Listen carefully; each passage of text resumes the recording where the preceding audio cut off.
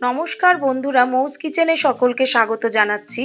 আজকে যে রেসিপিটি আমি আপনাদের সামনে শেয়ার করছি সেটি হলো সুজি ও আলু দিয়ে একটি ইভিনিং স্ন্যাক্স। এটি সন্ধ্যাবেলায় খেতে বেশ ভালো লাগে।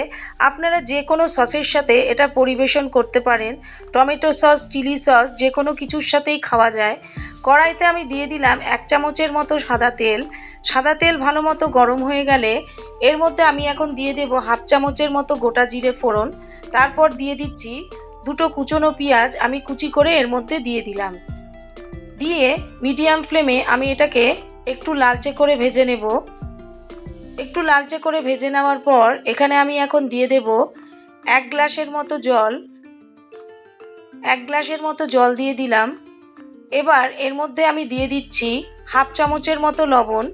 লবণটা আপনারা আপনাদের স্বাদ অনুযায়ী দেবেন, আর 1/2 চামচের মতো চিলি ফ্লেক্স। এবার জলটা ভালো মতো ফুটে গেলে এর মধ্যে আমি এখন দিয়ে দেব 1 কাপের মতো সুজি। 1 কাপের মতো সুজি দিয়ে ভালো করে নাড়াচাড়া করে আমি একটি ডো তৈরি করে নেব। এইভাবে 2-3 মিনিট নাড়ার পর একটি ডো তৈরি হয়ে যাবে। দেখুন ঠিক এই টাইপের হবে। এবার আমি একটি বাটির মধ্যে নামিয়ে নেব। আমার ডোটা পুরোপুরি তৈরি হয়ে গেছে। গ্যাসের ফ্লেমটা বন্ধ করে আমি একটি পাত্রের মধ্যে নামিয়ে নিলাম। এবার একটু ঠান্ডা করে আমি এটাকে একটু মেখে নিচ্ছি। তারপর এর মধ্যে আমি দিয়ে দেব দুটো সেদ্ধ করা আলু। দুটো সেদ্ধ করা আলু আমি এইভাবে গ্রেট করে নিলাম। দুটো সেদ্ধ আলু ভালো করে গ্রেট করে আমি এইভাবে সুজির মধ্যে দিয়ে দিলাম। তারপরে আমি সুজি আর আলুটা ভালো করে মেখে নেব।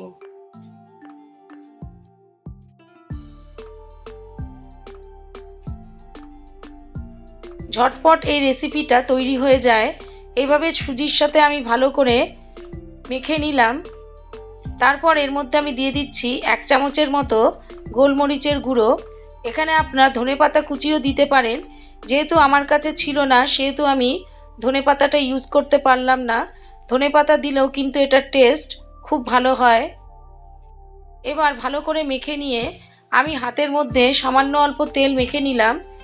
নিয়ে আমি গোল শেপ করে এগুলোকে বানিয়ে নিচ্ছি। আপনারা যে কোনো শেপে তৈরি করে নিতে পারেন। আমি এইভাবে গোল গোল শেপের মতো করলাম। সাইড থেকে একটু রোল করে দিলাম যাতে দেখতে ভালো হয়। এইভাবে আমি সুজি আর আলু দিয়ে প্রত্যেকটা স্ন্যাক্স তৈরি করে নিলাম। এবার গ্যাসে আমি তেল গরম বসিয়ে দিয়েছি। এটা আপনারা শ্যালো ফ্রাইও করতে পারেন, আবার ডিপ ফ্রাইও করতে পারেন। মিডিয়াম ফ্লেমে আমি এক এক করে স্ন্যাক্সগুলো এবার দিয়ে দিচ্ছি তেলের মধ্যে। এগুলো ভাজতে 2 থেকে 3 মিনিট সময় লাগবে। এরপর আমি কাঁটা চামচ দিয়ে উল্টে দিচ্ছি। এইভাবে প্রত্যেকটা আমি উল্টে দেব। চায়ের সাথে খেতেও কিন্তু এটা খারাপ লাগবে না, চায়ের সাথে খেতেও ভালো লাগবে। এইভাবে প্রত্যেকটা উল্টে আমি একটু লালচে করে ভেজে নিলাম। আমি এবার এক এক করে প্রত্যেকটা উঠিয়ে নিচ্ছি। ফার্স্ট ব্যাচের এই সুজি স্ন্যাক্সগুলো আমার তৈরি হয়ে গেল। এরপরে আমি সেকেন্ড ব্যাচেও ঠিক এইভাবেই সুজি স্ন্যাক্সগুলো আমি ভেজে নেব।